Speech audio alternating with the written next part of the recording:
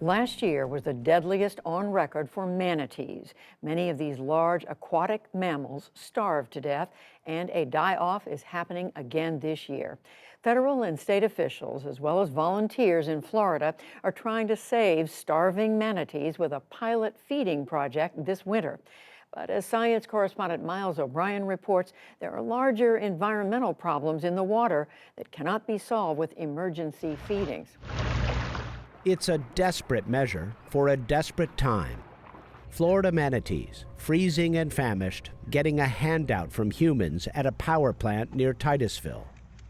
These gentle giants, also called sea cows, gravitate to the warm water discharges from power plants and natural springs every winter.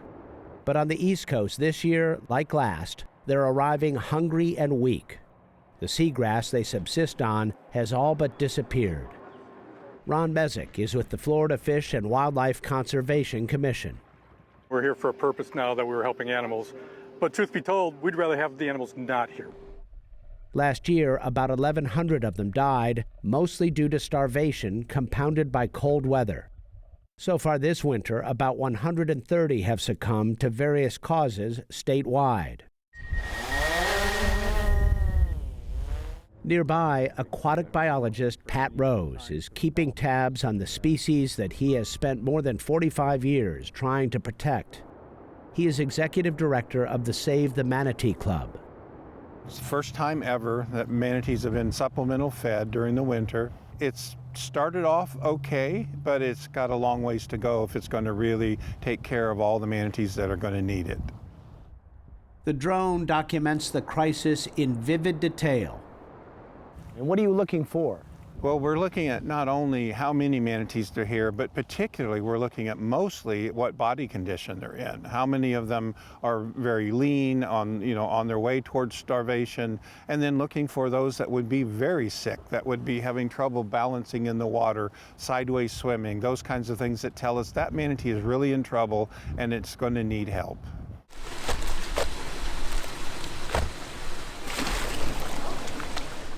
About 90 malnourished and injured manatees are getting help in intensive care facilities like this one at Zoo Tampa. Roughly, I've seen him eat about 10 heads this morning. That's pretty good, actually. I'm glad everybody's stable after the last few days where it was a little hectic, so. Yeah. Molly Lippincott is the curator of Florida and manatees. 20 of them are here, pushing this dedicated staff to its limits. They bottle feed orphan calves every 4 hours around the clock for several months.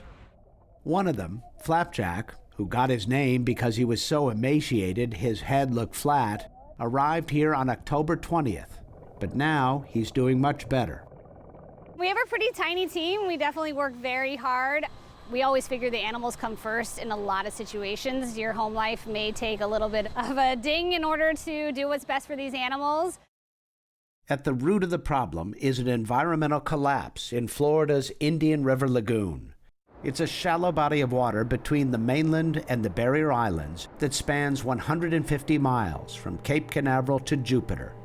It was a manatee haven. Dennis Hanasak is a research professor at Florida Atlantic University's Harbor Branch Oceanographic Institute in Fort Pierce. He took us on a 3-hour tour of the lagoon. It's definitely a lagoon in peril. We were hunting for seagrass. The average adult manatee forages about 100 pounds of it every day. But all we saw was a lot of algae, which blocks sunshine from reaching the seagrass rooted at the bottom, killing it. So probably have lost at least 80% of the grass. But 80%? Yeah, but there are many areas where there's zero seagrass. I mean, 0%. 2011, when we started the blooms, that's really when everything did the catastrophic decline. A huge algae bloom in 2011 was just for starters. Ever since, recurring algal events known as brown tides have pushed this rich ecosystem out of balance. In 2016, a brown tide starved the water of oxygen enough to trigger a massive fish kill. The problem has grown along with the human population around the lagoon, now more than 1.5 million, an increase of 50% in the past 25 years. Today, there are more than 300,000 septic systems in the 6 adjacent counties, and many sewage treatment plants are antiquated. And take a look at this distinct brown patch in the lagoon. It is freshwater runoff, filled with phosphorus, nitrogen, and decomposing vegetation. Increasing amounts of it are funneling into the lagoon thanks to rapid development, agriculture, and flood control discharges from Lake Okeechobee. So all these things are major red flags, warning signs that nature is giving us, right? Yeah. Now we got dying manatees starving because not having enough seagrass. So I guess that's the next sign that, yes, indeed, we have a very serious situation here. What do you think we ought to be? Dennis Hanasak is cultivating a potential solution, perfecting a technique for growing seagrass in a nursery, something that's never been done before. So this would be the perfect manatee buffet right here, right? Oh, I think if we could get a manatee here, that manatee would be very happy. But of course, the seagrass won't be happy in the lagoon until the algae clears. By some estimates, that would take $5 billion and 20 years. Florida Governor Ron DeSantis has committed $53 million over 10 years to remove 3,000 septic systems. And Brevard County has imposed a half-cent sales tax for lagoon restoration. And yet some state legislators are going against that current, proposing a bill to make it easier for developers to destroy seagrass beds. None of this deters the team at Zoo Tampa. It is release day for Balo, a 500-pound adult female now back in good health after exposure to red tide. Veterinarian Cynthia Stringfield is Vice President of Animal Health, Conservation, and Education. This is a short-term solution. So, we patch them up, we make them better, we do as much as we can. But as you can see, we have finite space, so we can only take so many.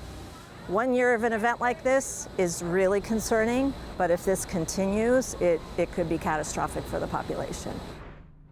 For now, all they can do is take stock of success one animal at a time. Almost there, lady friend. It is clearly not sustainable. But for those committed to saving these gentle creatures, it's not optional either. All right, ready? 1, 2, 3.